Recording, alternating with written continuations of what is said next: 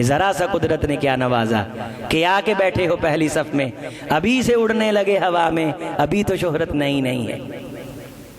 جو خاندانی رئیس ہیں وہ مزاج رکھتے ہیں نرم اپنا، تیرا لہجہ بتا رہا ہے کہ تیری دولت نہیں، باقی آوارگی ہے، پھکڑ پن۔ جس بندے کی عادتیں گندی اس کا اخلاق گندا، چلتے پھرتے رستے میں تھوکتا ہے، بات بات پہ بھویں چڑھاتا ہے، المتشدقون چبڑ کے منہ کو سلوٹ دے کے بات کرتا ہے، بلیغ الرجال، رسول اللہ نے فرمایا کہ بات کے اندر بلاغت اور بات کے اندر بڑے بڑے ادیبانہ انداز تو اختیار کرتا ہے، لیکن اس بات سے بے پرواہ ہو جاتا ہے کہ اس کی بات کا اسے کیا فائدہ ہونے والا ہے اور سننے والے کو کیا فائدہ ہونے والا ہے۔ کہ کسی بندے کو شادی میں، خوشی میں، غمی میں آپ نے دعوت جب دے دی، اس کے بعد کیوں کہہ رہے ہیں میں دعوت دے لی؟ جب کام کر لیا، مسئلہ حل ہو گیا، اس کے بعد اسے کوریدنا میں شر سمجھتا ہوں، اور مجھ محمد کو یہ کیا ہے، یہ ناپسند ہے صلی اللہ ہو۔ گلی محلے میں کئی مسئلے آپ کو پیش آئیں گے، جب معاملہ حل ہو گیا بس اس کے بعد اسے کرید کے مزید شر پھیلانے کے علاوہ ہاتھ میں کچھ نہیں۔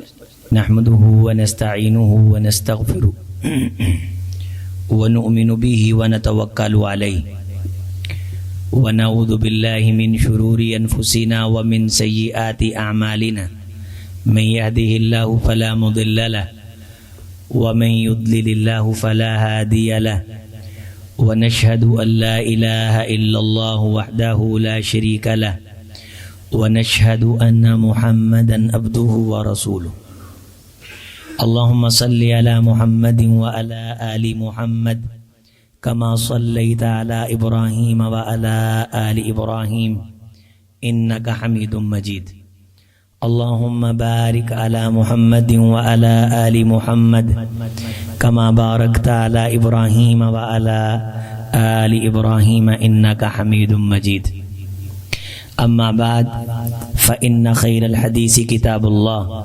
وأحسن الهدي هدي محمد صلى الله عليه وسلم وشر الأمور محدثاتها وكل محدثة بدعة وكل بدعة ضلالة وكل ضلالة في النار رب اشرح لي صدري ويسر لي أمري واحلل عقدة من لساني يفقهوا قولي رب زدني علما سبحانك لا علم لنا إلا ما علمتنا إنك أنت العليم الحكيم قال الله تعالى لقد كان لكم في رسول الله أسوة حسنة ہر قسم کی تعریف اللہ وحدہ لا شریک کے لیے، جو ہر قسم کے نقص، عیب، کمی اور کجی سے پاک ہے۔ درود و سلام سید الاولین والآخرین،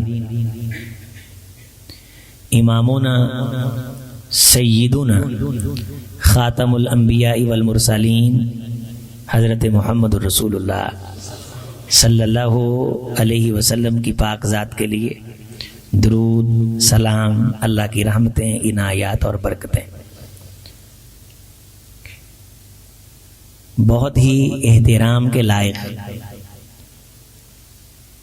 جامع مسجد بیت رضوان میں تشریف لانے والے نمازی دوستو، احباب، بزرگوں، نوجوانوں، عزیز بچوں، اسلامی ماں اور بہنوں، انتہائی توجہ کے ساتھ حضور علیہ السلام کی مبارک سیرت، آپ کی پاک ذات کہ جنہیں اللہ نے ہر عیب سے دور رکھا، ہر کمی سے پاک رکھا، ہر خوبی آپ کی ذات سے پھوٹی، روئے زمین نے خیر آپ کی باتوں سے پائی، آپ کے رویے، آپ کی زندگی، آپ کا بول نصاب ہی نہیں بلکہ ایمان بنا. ایک ایک جملے پہ آسمانوں کے فرشتے جھومے اور انہیں سمجھ آ گیا کہ ہمیں چھوڑ کے اللہ کو انسان بنانے کی اور انسان کو دنیا میں بسانے کی جستجو کیوں ہوئی. حضور علیہ السلام نے جس چیز کو پسند کیا کائنات نے تحقیقوں کے لیے اس پہ پانی کے روپے کے دریا بہائے، لیکن حضور کی پسند میں کوئی کمی تلاش نہ کر سکے.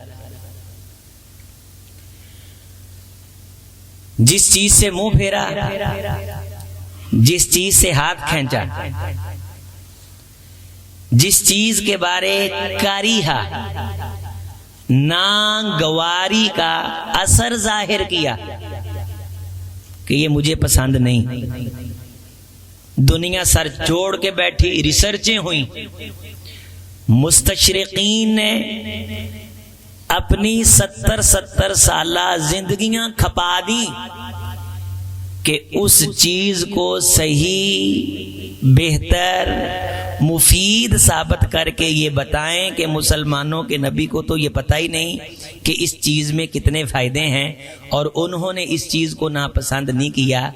اللہ کی قسم، حضور نے جس چیز کو ناپسند نہیں کیا اس میں خوبی کائنات مل کے بھی تلاش کر سکی نہیں.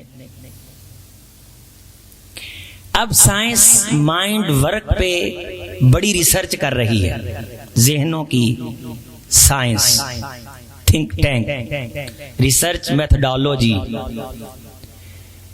کہ انسانی جو ذہن ہیں یہ کام کس طرح کرتے ہیں، انسانوں کو باتیں یاد کیسے ہو سکتی ہیں. اس کے لیے بنیادی چیز یہ قرار دی گئی ہے کہ جس طرح انسان کے دماغ پہ غیر ضروری بوجھ بڑھتا چلا جائے گا ویسے ویسے انسان ناکارہ ہوتا چلا جائے گا. پچھلے دنوں ایک ریسرچ مختلف زبانوں میں چھپی ہے، اس کا اردو میں بھی ترجمہ ہوا کہ سائنس دنیا کو اب یہ بتا رہی ہے کہ دنیا میں جس نے بھی کوئی کارنامہ سر انجام دیا ہے نا، وہ مکان کی فکر سے آزاد تھا. اس کے ذہن میں یہ کہیں نہیں تھا کہ میں نے بڑا مکان بنانا ہے.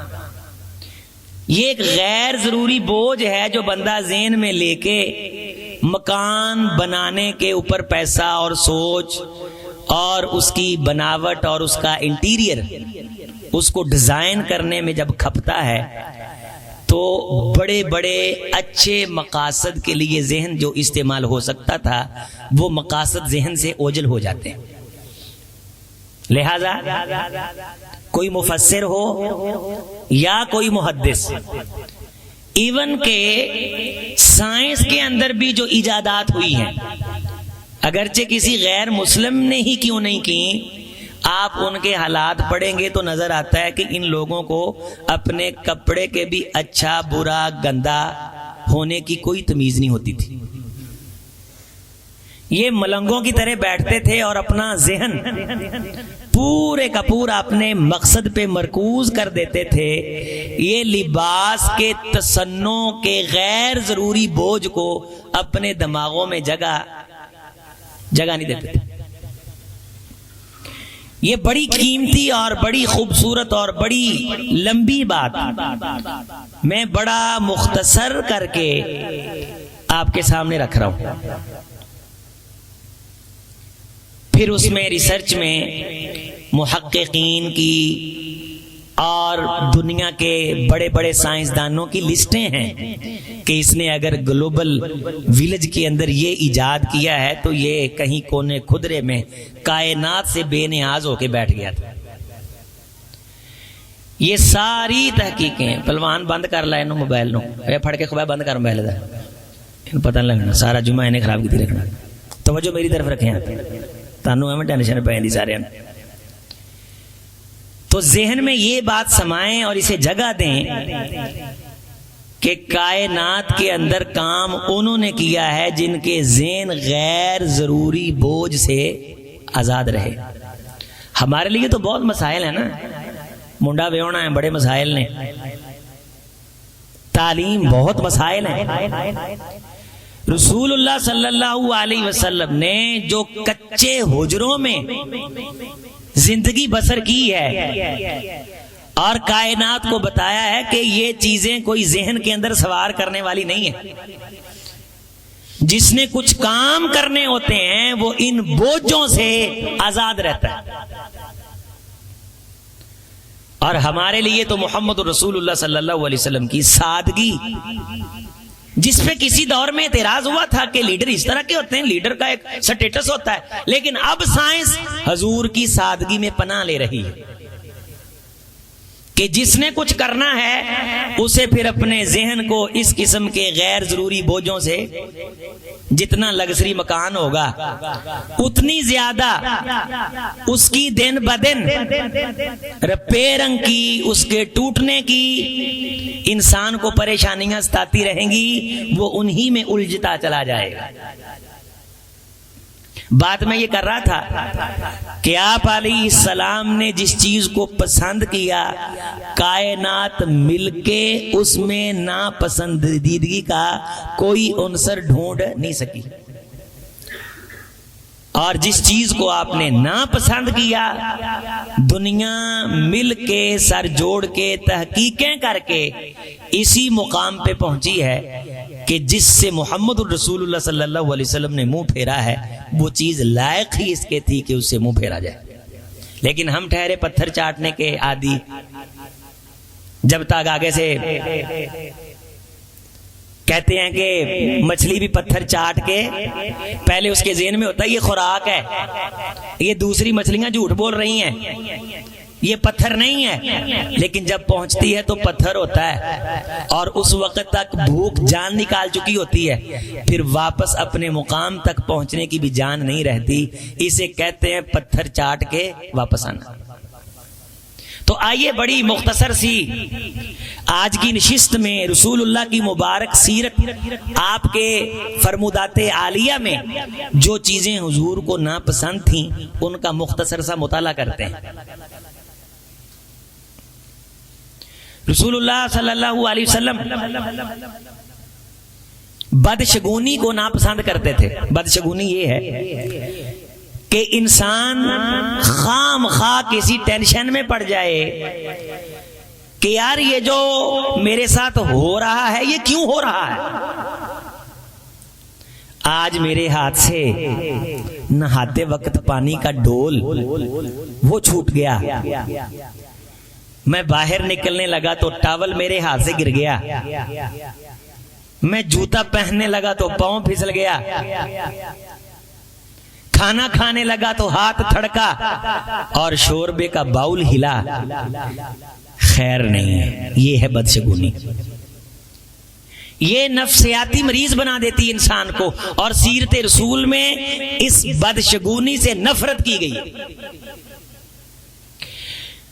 اور بعض دفعہ یہ بدشگونی آپ کو کسی کے بارے بھی پڑ سکتی ہے, اے بندہ تو کیوں ننگیا ہے, اس نے اس لہجے میں مجھ سے بات کیوں کی ہے. فضول ذہنوں کے پاس ایسے کاموں پہ تحقیق کرنے کا بڑا وقت ہوتا ہے, لیکن رسول اللہ نے کیا فرمایا, اذا ظننتم فلا تحققوا, جب کوئی معاشرے میں زندگی گزارتے ہلکی پھلکی بدگمانی ہو جائے نا تو اس پہ تحقیق کرنے نہ بیٹھ جایا کرو, بال کی کھال اتارنے نہ بیٹھ جایا کرو. اب لیروں کی گدو پھولیں گے, اس کھدوں میں سے جو لیروں کی کھدو ہے تو اس کو پھولنے سے لیریں ہی نکلیں گی. ہمارے معاشرے میں یہ رویہ بڑا پروان چڑھ چکا ہے کہ ہم ایک خیال کی بنیاد پہ بندے کے بارے پورا تبصرہ کر کے ایک موقف اور ایک بیانیہ دے دیتے ہیں. یہ ہوا, یہاں سے یہ ہوا, ہاں لہذا یہ پیسہ یہاں سے آیا, لہذا یہ اس کی اولاد نے کوئی ڈاکہ مارا ہے یا فراڈ کیا ہے. یہ ہے اس بدگمانی کی تحقیق کا نتیجہ جو الزام کی شکل میں ہم سے ظاہر ہوتا ہے. اذا ظننتم فلا تحققوا، بدگمانی ہو جائے تو تحقیق میں نہ پڑو. بلی رستہ کاٹ گئی، بنیرے پہ کوا بولا، روٹی پکاتے پیڑا ہاتھ سے پھڑکا، خیر نہیں. اللہ نے خیر اور شر کا معیار یہ چیزیں نہیں بنائی. ہاں اگر صبح کی فجر نہیں پڑی تو ٹینشن لے کہ خیر نہیں ہے، دن نوست میں جا رہا ہے. تیرے دن کا آغاز اللہ کے نام سے، تلاوت قرآن سے نہیں ہوا، اس سے بڑی نحوست تیرے لیے کوئی اور نہیں. پیڑا پھڑکنے پہ ٹینشن نہ لے میری بہن. یہ دیکھ کہ دن کا آغاز تو نے تلاوت قرآن سے کیا ہے یا بغیر نماز کے بچوں کو آٹا گونڈ کے روٹی کھلا رہی ہے. پریشان ہو، پریشان ہونے والی بات سے. جمعہ ہے، غسل کیا ہے یا رہ گیا ہے؟ پریشان ہو. جمعے کے دن کا غسل خاص مقام رکھتا ہے. جمعہ ہے، سورۃ الکہف پڑھی ہے، نہیں پڑھی تو پریشانی لے. جمعہ ہے، نماز فجر جماعت سے پڑھی ہے، نہیں پڑھی تو رسول اللہ صلی اللہ علیہ وسلم کی حدیث ہے کہ 7 دنوں کی نمازوں میں سے افضل ترین نماز جمعہ کے دن کی فجر کی نماز ہے. اس چیز پہ پریشانی لے. یہ کالی بلی گزرنے سے پریشانی والی جو روایات ہیں، خرافات ہیں، ان سے باہر آ.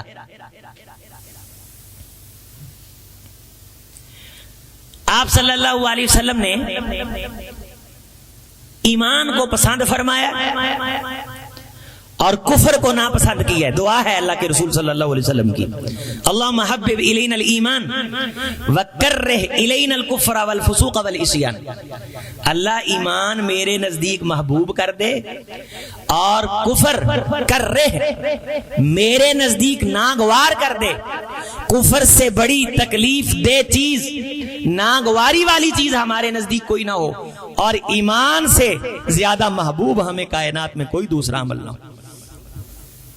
کفر نافرمانی یعنی ہمارا کوئی لمحہ اللہ کی نافرمانی میں جا رہا ہو، ہمارے نزدیک وہ ناپسندیدہ ہو جائے. رسول اللہ صلی اللہ علیہ وسلم کی سیرت پہ اگر میں آپ عمل کرنا چاہتے ہیں، ربیع الاول کا مہینہ، حضور کی آمد، کائنات میں بہار پھیلی، خیر آئی، آپ پھر جو حضور کی ناپسند ہے تو بھی اسے ناپسند جان. اور دیکھ کہ تیرا کوئی لمحہ اللہ اور اس کے رسول کی نافرمانی میں تو نہیں اور تو اسے پسند کر رہا. ان من ابغضکم الی مجلس یوم القیامہ اسوأکم اخلاقا.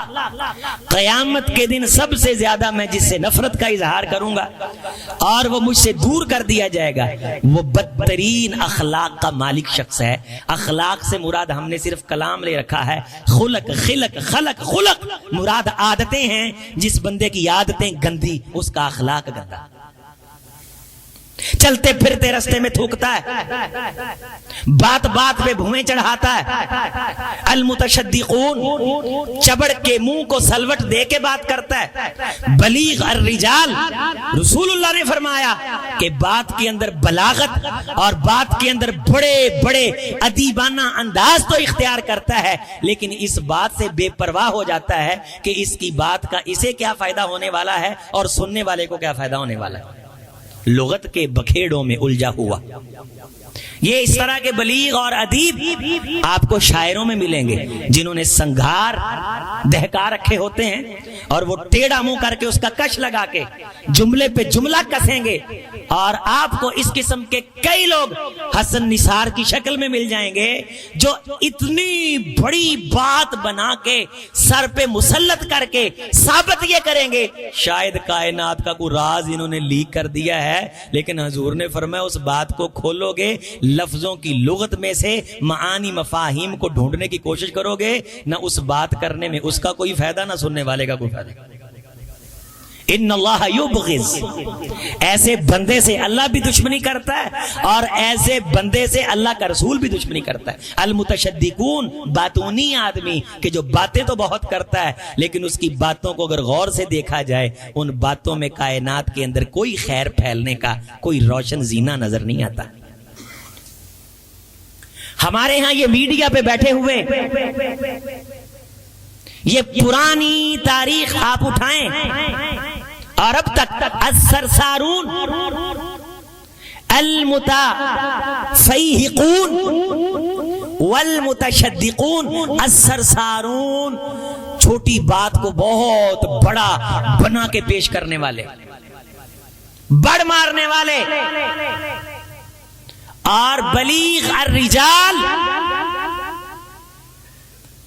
بلیغ بڑی خوبصورت اور فضول قسم کی واہیات کو ایسے پیرائے میں بیان کریں گے کہ دیکھنے والا سمجھے کہ شاید اس نے کوئی کارنامہ سر انجام دیا۔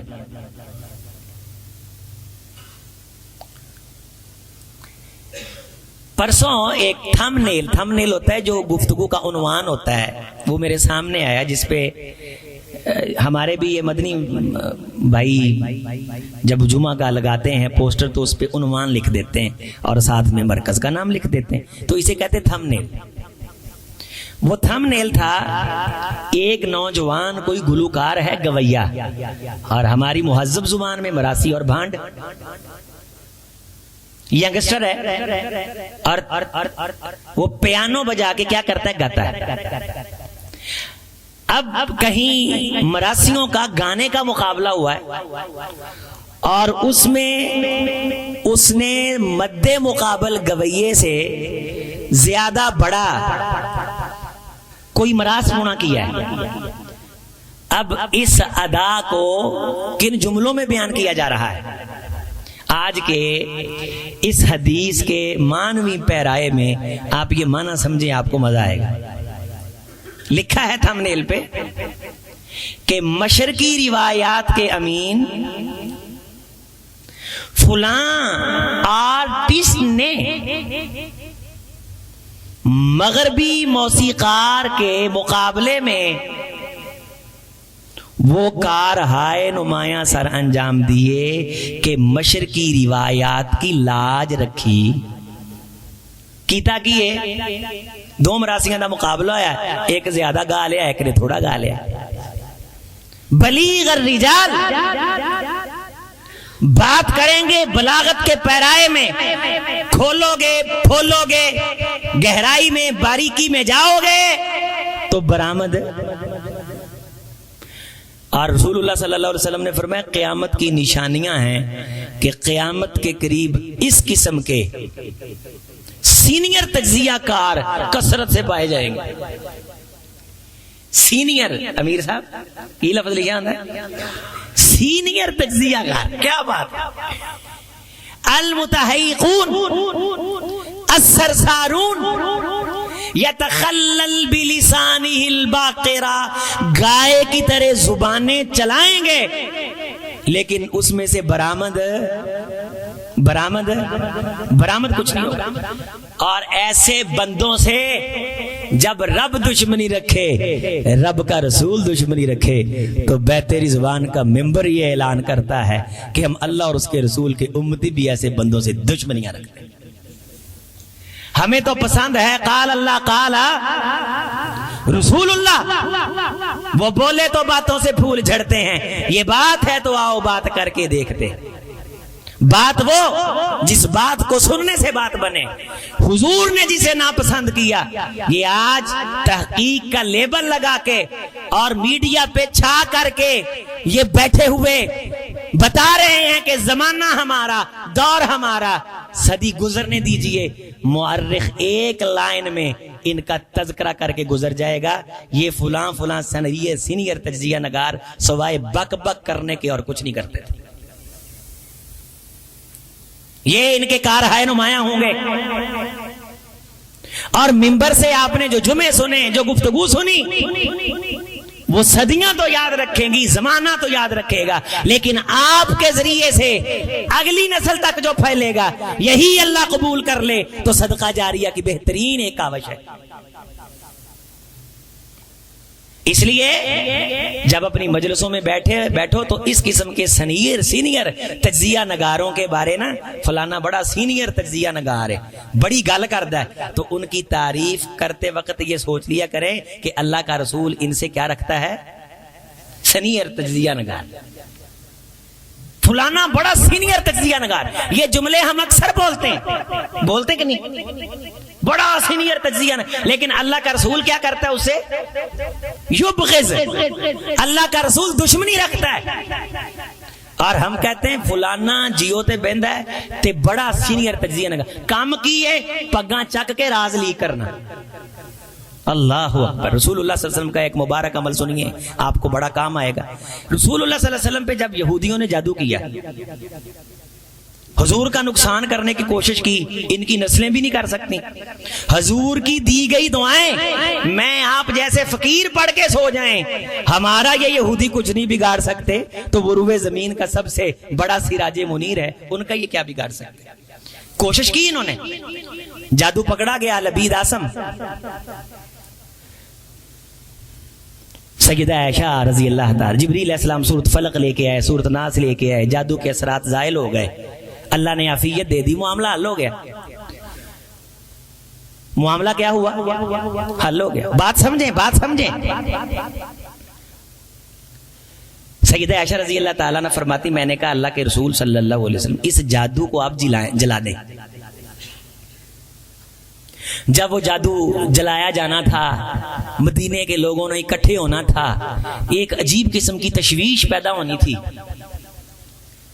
تو وہاں حضور علیہ السلام نے ایک بڑا خوبصورت جملہ بولا, انی لاکرہ, میں ناپسند کرتا ہوں کہ معاملہ جب حل ہو جائے, الوقوع الشر فی الناس, اور معاملہ حل ہونے کے بعد پھر اس کو چھیڑ کرید کے میں لوگوں میں شر پیدا کروں. یہ جتنے سینئر تجزیہ نگار ہیں آج تک انہوں نے مسئلے حل ہونے کے بعد اگر انہیں کریدا ہے, سوائے بلیک میل کرنے اور شر پھیلانے کے ان کا کوئی کار ہے نمایاں نہیں. یہ معاملہ بھی اٹھاتے ہیں اپنی ریٹنگ کے لیے اور چپ ہو جاتے ہیں پیسہ لے کے. سینئر تجزیہ نگار, معاملہ جب حل ہو جائے, دکان میں ملازم تھا آپ نے نکال دیا, جب نکال دیا تو دفعہ مارے, بعد میں تحقیقیں کرنے کی کیا ضرورت ہے. رشتہ کر لیا, پوچھ دس کے منگنی ہو گئی, اب تحقیقیں کیوں کر رہے ہو؟ معاملہ حل ہو جائے میں اسے کرید کے شر پھیلانے کو اچھا مجھ سے سلام لے لی, بعد میں کیوں پچھتا رہے ہو کہ کیوں لی؟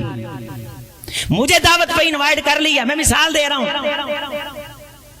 آپ سارے میری ذات سے محبت کرتے ہیں, آپ کے دل میں کہیں یہ نہ آئے کہ بھئی ہم تو عظیم صاحب کو کہتے ہیں یہ آتے نہیں. میں مثال دے رہا ہوں کہ کسی بندے کو شادی میں, خوشی میں, غمی میں آپ نے دعوت جب دے دی, اس کے بعد کیوں کہہ رہے ہیں میں دعوت دے لی؟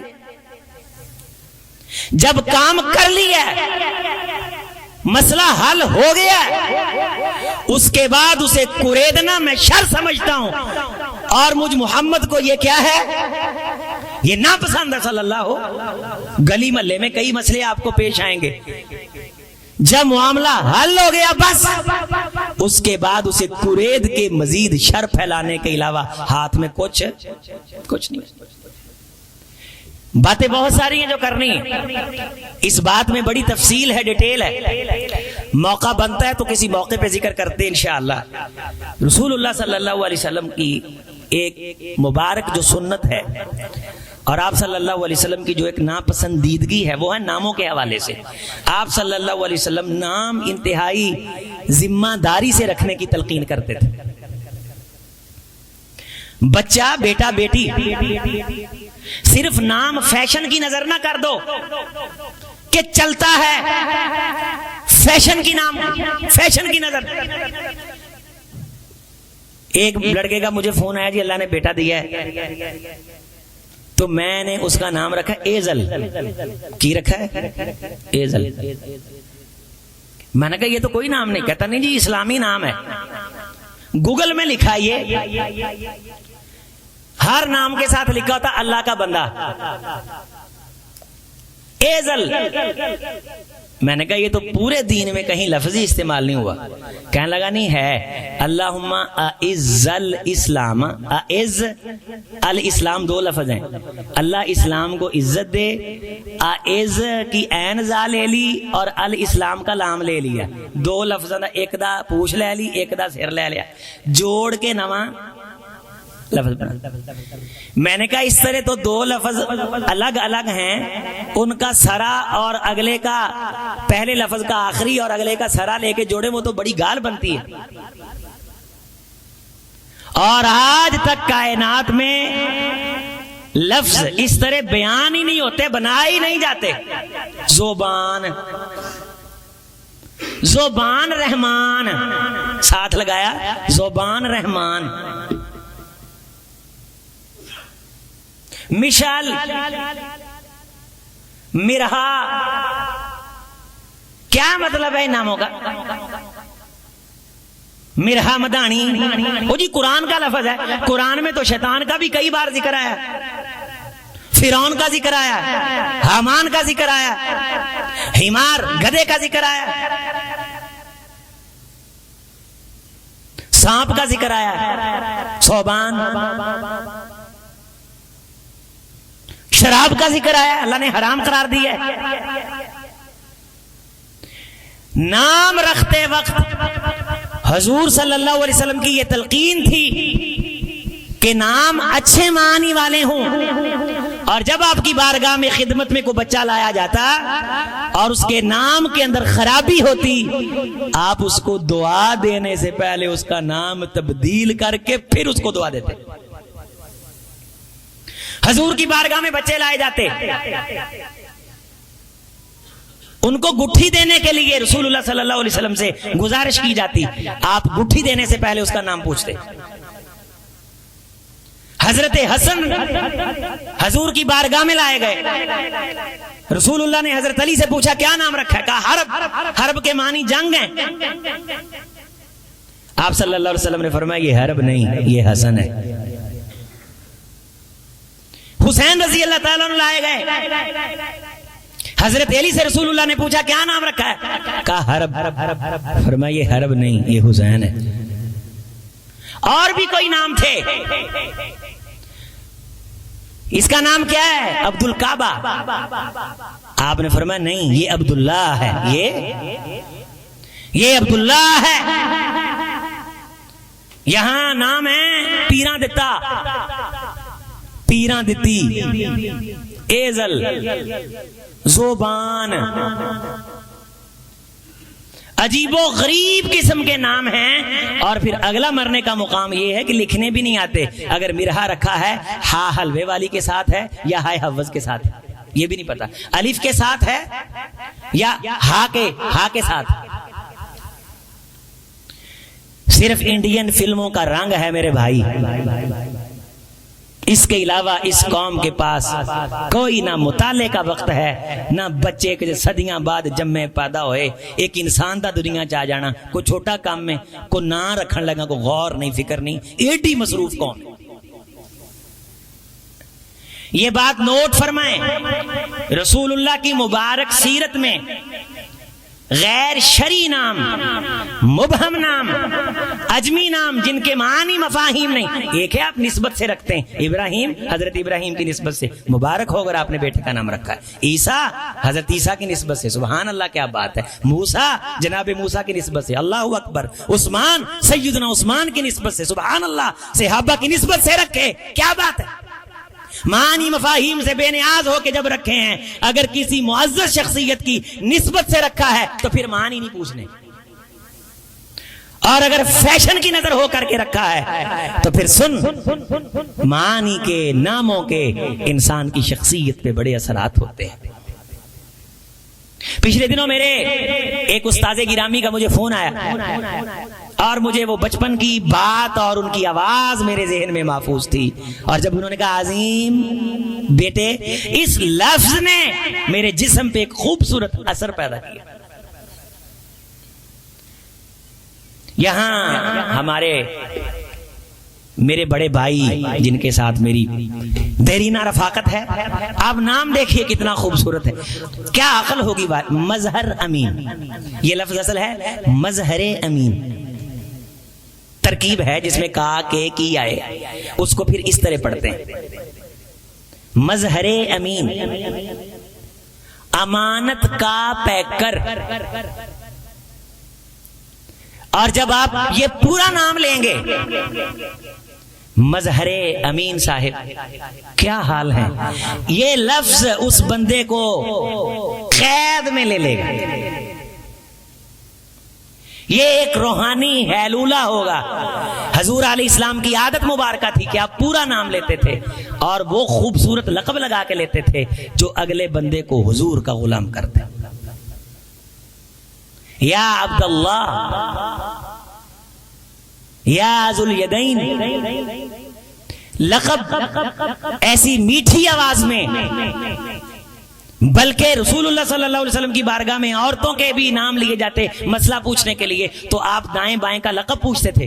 ایُّ زینب، یہ جو زینب کا پوچھ رہے ہو کون سی زینب ہے. اور رسول اللہ ناپسند کرتے تھے کہ فون کر کے یا دروازے پہ آپ اگر کسی کو کہتے ہیں کون، آگے سے وہ کہتا میں، اور یہ میں انا میں بھی تو میں ہوں، نام بتا. اس لیے جب فون کرو تو کہو السلام علیکم ورحمۃ اللہ، عظیم اختر گزارش کر رہا ہوں. اسی پہلی جگہ پچھاڑیا ہے، وہ آندا نہیں لا تسی ہن بھول گئے ہو سن،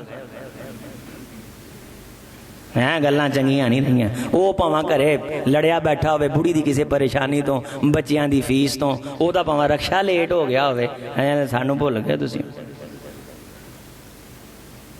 السلام علیکم ورحمۃ اللہ وبرکاتہ، اس میں سارا کچھ ہو گیا. حال چال کی ہے، صحت کیسی ہے، طبیعت کیسی ہے، ہور سناؤ، یہ سارا کچھ 50 جلداں چ بھی لکھو نا، یہ ایک جملے چ آ گیا السلام علیکم ورحمۃ اللہ وبرکاتہ. آپ نے دروازے پہ دستک ہوئی، کون کہتا جی میں، اب میں کون کہتا میں، انا فرمایا پھر میں بھی میں ہوں. اپنا نام بول. عورت کا نام لے کے مسئلہ پوچھا گیا، آپ نے فرمایا ایُّ زینب، کون سی زینب، مراد ہے پورا نام لو. جو اس نے تخلص رکھا. ہمارے ہاں یہ شاعر بھی آج کل ایک لونڈ پارٹی یونیورسٹیوں میں شاعری کر رہی ہے، اور فضول قسم کی شاعری، اور اس پہ یہ یونیورسٹیوں اور کالجوں کے زوال کا دور ہے. یہ زوال کا دور ہے کہ وقتی جذبات کو انگیخت کرنے والے آوارہ پن کو ہم نے شاعری کا نام دے رکھا. اس دور کے اندر جو شاعری ہو رہی ہے کثرت کے ساتھ، شعراء بلائے جا رہے ہیں، اس میں وہ ایک جو شاعرہ ہے ہندوستان کی، اس کا ایک شعر ہی میرے خیال میں موجودہ صدی کے تمام شعراء پہ بھاری ہے. ذرا سا قدرت نے کیا نوازا کہ آ کے بیٹھے ہو پہلی صف میں، ابھی سے اڑنے لگے ہوا میں، ابھی تو شہرت نہیں ہے. جو خاندانی رئیس ہیں وہ مزاج رکھتے ہیں نرم اپنا، تیرا لہجہ بتا رہا ہے کہ تیری دولت نہیں، باقی آوارگی ہے، پھکڑ پن. اور نام رکھا ہوا ہے اداس، انجم برباد، ناز خیالوی، ان کی ریسیں کی جا رہی. داغ، یہ تو پرانے شاعر تھے، موجودہ بھی کئی داغ ہیں جو شاعری پہ داغ ہیں. دیکھا دیکھی نام رکھے جا رہے ہیں، لقب رکھے جا رہے ہیں. اور ایک آپ کو بڑی خوبصورت بات بتاؤں جمعہ کے ممبر سے، آپ کے پاس رکشہ ہے یا ٹرک ہے یا گاڑی ہے، آپ اکثر دیکھیں گے جو رکشے کے پیچھے لفظ لکھواتا ہے اس کے ذہن میں سے یہ نکل جاتا ہے کہ یہ کم از کم 3-4 سال تو لکھا رہنا ہے، تو ایسا تو ہو کہ کم از کم 2-3 دن تو اس کی لذت آئے. تحقیق کا، جملوں کا یہ قحط ہے کہ آپ کو کہیں بھی اچھی لکھی عبارت نظر نہیں آئے. فضولیات ناموں میں گھر کے اندر ایک جگہ بنائی ہے نش، اس میں یہ لفظ لکھ کے لگانا ہے، کوئی آرٹ یا یہ پتھروں کی نفاست میں کوئی لفظ لکھوانا ہے. علم اتنا ہے کہ پورا گھر ماتھا جوڑ کے بیٹھ جاتا ہے، وہاں لکھنے کے لیے ان کے ذہن میں لفظ کوئی نہیں آتا. جنہ دے گھر نے آنا جمے انہوں رکھنوں نہ لبے تو موزائیک بنوانے کے لیے یہ لفظ نہ ملے تو رونے کا مقام نہیں، یہ زوال کا دور۔ رسول اللہ صلی اللہ علیہ وسلم نے اس قسم کی فضولیات سے نفرت فرمائی ہے۔ آئیے بات کو آگے بڑھاتے ہیں۔ آپ صلی اللہ علیہ وسلم نے بے شمار جو چیزیں ہم آپ صلی اللہ علیہ وسلم کی سیرت میں پڑھتے ہیں اور حضور علیہ السلام نے ان سے منع فرمایا، ان میں یہ جو چیز میں بیان کر رہا ہوں، اس کے بارے ایک لفظ بولا، ان اللہ یحب معالی الامور۔ توجہ فرمائیے سارے، یہ جو باہر برچی خانے کے قریب لڑکے بیٹھے ہیں ذرا میری طرف دیکھیں، ان اللہ یحب معالی الامور، اللہ بندے کی اچھی عادات کو پسند فرماتے ہیں۔ بیٹھنے میں، گفتگو کرنے میں، سننے میں، کھانے میں، جو بھی اچھی عادت ہوگی جسے انسان سراہے گا، انسانیت سراہے گی، فطری مزاج والے لوگ سراہیں گے، اللہ اسے پسند فرمائیں گے۔ وَيَكْرَهُ صَفْصَافَهَا، کمینی حرکتوں سے اللہ نفرت کرتا۔ میں نے گزارش کی کہ آپ کو رکشوں اور ٹرکوں کے پیچھے سے لے کر کے گھر کے باہر لگی ہوئی خوبصورت سندریوں تک یکرہ صفصافہا، آپ کو نچلے درجے کی تحقیق نظر آئے گی کہ جس طرح کوئی آوارہ مزاج لوگوں کا یہ علاقہ ہے۔ تہذیب اور تمدن، ان اللہ یحب معالی الامور، کہ تیرے بچے کا نام کسی کے کان میں پڑے اسے پتا چلے کہ کسی بلند ذہن باپ کا بیٹا ہے۔ بیٹی کا نام کسی کی زبان پہ آئے تو ایک ہیبت طاری ہو جائے۔ میں اسلام آباد گیا، بڑا خوبصورت نوجوان بہت بڑے بزنس کی ہب سے باہر آیا، تو ساتھی نے بتایا اس کا نام ہے افراسیاب۔ افراسیاب، اب مجھے نہیں پتا کہ یہ افراسیاب کیا ہوتا ہے۔ انسان ہر چیز میں معالی الامور ہو، یہ لفظ یاد کر لے، ہر چیز میں معالی الامور ہو۔ دال اور گوشت یہ عزت طے نہیں کرتے، کھا کس طریقے سے رہا ہے یہ ویلیو کو طے کرتا ہے۔ ٹکا کباب یا دال میں بھگوئی روٹی، یہ انسانوں کے تمیز اور فرق کے درمیان کوئی لائن نہیں کھینچتے۔ اس کے بیٹھنے کے آداب کیسے ہیں؟ چیز کو پکڑ کے کھاتا کس طرح، بھوکوں کی طرح یا داناؤں کی طرح؟ یحب معالی الامور، ہر کام کے اندر معالی الامور بنے۔ میری ماں بہنوں، کوئی ایسی حرکت نہ کرو جو کمینی اور نچلی حرکت ہو۔ رسول اللہ نے فرمایا یکرہ صفصافہا، میرا امتی اور نچلی اور گری ہوئی حرکت کرے، رب بھی ایسے بندے سے نفرت کرتے ہیں، میں محمد بھی ایسے بندے سے نفرت کرتا ہوں۔ ہر چیز میں معالی الامور بنے، یہ لفظ یاد کریں، ہر چیز میں معالی الامور بنے۔ ان اللہ یحب معالی الامور یکرہ صفصافہا، گری ہوئی حرکتوں سے اللہ اور اس کا رسول دشمنی رکھتے ہیں، ناپسند کرتے ہیں۔ ایک اور عادت جو ہمارے ہاں بہت عام ہوتی جا رہی ہے وہ ہے گھروں سے زیادہ دیر باہر رہنا۔ رسول اللہ صلی اللہ علیہ وسلم کو سخت نفرت تھی گھر سے بلا وجہ باہر رہنے والوں سے۔ قرآن مجید میں اللہ تعالیٰ نے گھروں کے بارے یہ لفظ نازل فرمایا قرآن مجید میں، وَجَعَلَكُمْ بُيُوتًا سَكَنًا، اللہ نے گھروں میں سکون رکھا ہے۔ جب ساری زندگی محبت یاروں سے ہے، ہوٹل کے کھانے سے ہے، آوارگی کی مجلسوں سے ہے، تو لیا چکیا کار آئے گا تے آگے لڑے گا ہی، کوئی محبتی گل نہیں کرے گا، جان چھڑائے گا۔ اور وہ بھی جو تھوڑے سے لمحے ہم دیتے ہیں میرے نوجوانوں، وہ بھی ہمارے موبائل کی نظر ہو جاتے ہیں۔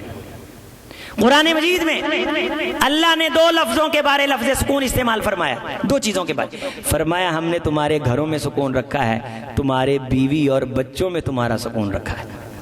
اللہ نے سکون رکھا ہے، حتیٰ کہ حج اور عمرے کے مبارک سفر پہ بھی گیا ہے۔ حضور کا یہ ارشاد ہے کہ جب فریضے سے اس کی انجام دہی سے فارغ ہو چکا ہے تو اسے چاہیے کہ گھر آئے، رب نے گھروں میں خیر رکھی، بلا وجہ گھر سے باہر نہ جائے، اور جو بھی فارغ وقت ہو اسے اپنی انٹرٹینمنٹ اور انجوائمنٹ کے نام کر کے ضائع کرنے کی بجائے اس وقت کو اپنے بیوی بچوں میں گھر گزارے. یہ عادت بڑی پروان چڑھتی جا رہی ہے، خاص کر نوجوانوں میں. یونیورسٹی کے نام پہ، کالج کے نام پہ، ہاسٹل کے نام پہ بیٹیوں کو گھروں سے باہر نکال دیا ہے. ایک شریف ذات طبقے کی بیٹیاں یونیورسٹی کی تعلیم کے نام سے باہر گئی ہیں تو پھر حضرات پگڑیاں خاک میں ملی ہیں، عزت حاصل کی. عمومی رویے یہ ہوئے ہیں، عمومی رسپانس یہ آئے ہیں، زیادہ تر آؤٹ پٹ اور پروگرس یہ رہی. گھر پڑھ کے بچہ گھر، انسان کام کر کے گھر، اور گھر رہنا یہ حضور کو پسند تھا.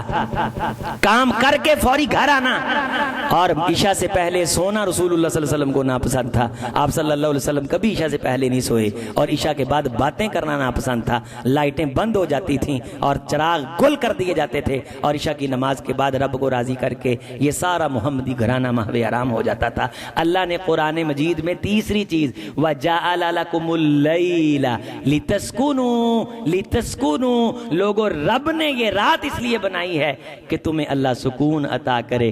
ہم نے وہ نیند، لڈو، آوارگی اور جناب ان سینئر تجزیہ نگاروں کے پروگراموں کے سننے کے نام اس پونجی کو اجاڑا ہے اور سارے کا سارا معاشرہ گولیوں پہ لگا ہوا ہے اور بڑی بڑی کوٹھیاں ہیں لیکن سکون نہیں ہے، نیند نہیں ہے، چین نہیں ہے، آرام نہیں ہے.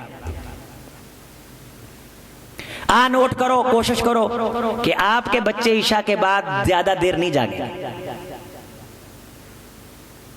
عشاء سے پہلے جتنی مرضی آپ کو نیند آئی ہوئی ہو آپ نہیں سوئیں گے. نیری بیماری. مغرب سے لے کے عشاء تک نہیں سونا. عشاء کے فوراً بعد سونے کی عادت ڈالو. خدا فجر ٹائم سورج کو نکال کے یہ پیغام دیتا ہے کائنات روشن ہو چکی ہے، زندگی اس وقت اٹھنے میں ہے، اٹھو تاکہ ہم تمہیں زندگی عطا کریں. یہ چیزیں نوٹ کر کے جاؤ. اور ایاکم والبہدہ، سفر، تنہائی، اکیلے سفر کرنا، اس سے بھی بچا کریں. یہ بھی رسول اللہ صلی اللہ علیہ وسلم کو ناپسند تھا.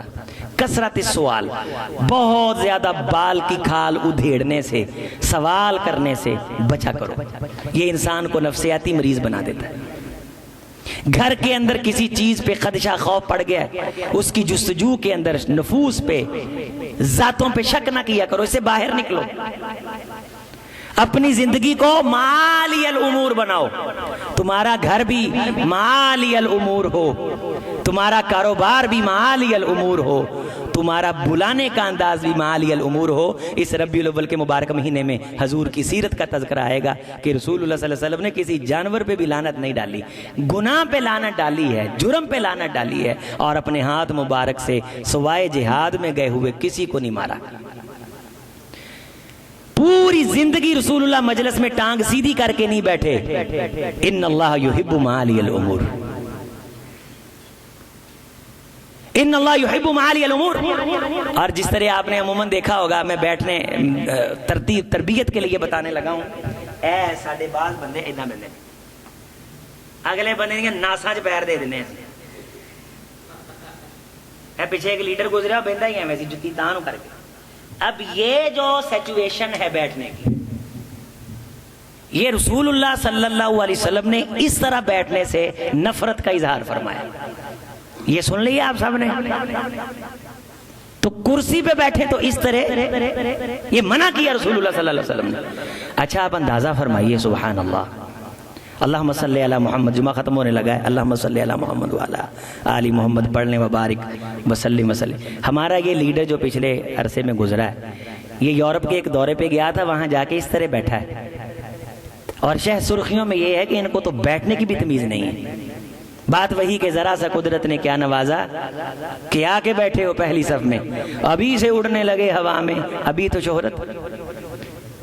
عموماً یہ کھیڑی جوتی پہننے والا مافیا، یہ بھی تہذیب نہیں، تمدن نہیں کہ میرے سامنے بوڑھا کھڑا ہے. یہ افسر یہ سیٹوں پہ اسی طرح بیٹھتے ہیں، یہ جج اسی طرح بیٹھتے ہیں. اور یہ متکبرانہ ادا، حضور نے فرمایا یہ لوگ باز آ جائیں، یہ نہ ہو کہ زمین ان کو نگل لے. اور اگر آپ کے ساتھ یہ رویہ ہو، نوٹ فرمائیے کہ آپ کسی کے پاس جائیں، وہ آگے اسی طرح بیٹھا رہا، بیٹھ جائے، تو آپ کے دل میں یہ آئے گا کہ انہوں نے زمین نگل ہی لوے گا. یا میں دفن ہو جاؤں یا یہ دفن ہو جائے۔ تو تمہید کی میری باتیں آپ یاد رکھیں کہ رسول اللہ نے جس چیز کو ناپسند کیا، کائنات مل کے بھی اس میں پسندیدگی کا کوئی عنصر ڈھونڈ سکی، اور جسے آپ نے پسند فرمایا اس میں کائنات مل کے بھی کمی کا کوئی عنصر تلاش کر سکی۔ تو جتنی باتیں ہو پائیں آپ نے سنی، میں نے کہیں جو کمی ہوئی یقیناً ہوئی، اللہ اسے معاف فرمائے، وہ میری طرف سے، جو کوئی بہتر ہوئی اللہ کی طرف سے ہوئی، اللہ اسے قبول فرمائے، اور آپ انشاءاللہ اس پہ عمل کریں گے۔ ان باتوں کو جمعے کے بعد تھوڑی دیر کے لیے آپس میں دہرائیں گے انشاءاللہ۔ ہاتھ کھڑا کریں ذرا، یہ گلاں جڑیاں اج ہوئیاں نے، جڑے دہراؤ گے وہ ہاتھ کھڑا کرو، جنہاں نہیں دہراؤنیاں انہاں کھڑا کرو، جڑے دہراؤ گے۔ لو بھائی، اے اللہ جو تیرے حبیب کی باتوں کو دہرائیں ان کے چہروں کو تر و تازہ کر دے۔ سبحان ربک رب العزت عما یصفون وسلام۔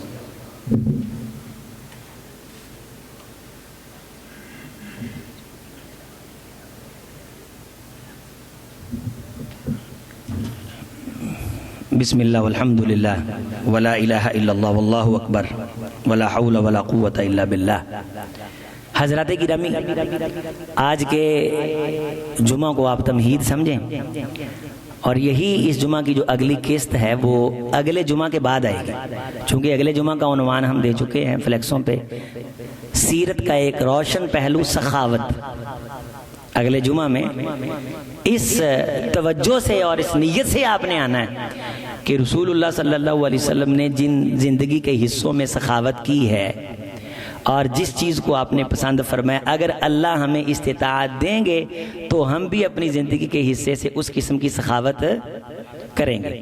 تو سخاوت خرچ کرنا یہ سیرت کا ایک روشن پہلو ہے، اس کے بارے ڈیٹیل سے اگلے جمعے میں بات کریں گے، اور یہ جو آج کے جمعے کا باقی حصہ ہے وہ اس سے اگلے جمعے میں چلا جائے گا انشاءاللہ، چونکہ اس میں بہت ساری اہم باتیں ہیں ہمارے روزمرہ کے معاملات کی لیل و نہار میں جن کی اصلاح ہونے والی ہے۔ اللہ ہم سب کی اصلاح فرمائے، حضور کی سیرت میں ہماری کامیابی ہے، آپ کے مبارک طریقہ مبارکہ پہ اللہ ہمیں عمل کی توفیق عطا فرمائے، اللہ تعالی ہم سب کو معاف فرما دے، اپنے رسول کے قدمین شریفین پہ چلنے کی طاقت عطا فرمائے، زبانی کلامی دعویٰ نہیں بلکہ رسول کی سیرت کے روشن پہلو ہم نے اپنی زندگیوں میں بھی لے کے آنے ہیں، جو اللہ تعالی نے ہمیں سمجھنے کی توفیق دی ہے، اللہ تعالی اس پہ عمل کرنے کی توفیق دے۔ سبحان ربک رب العزت عما یصفون وسلام علی المرسلین۔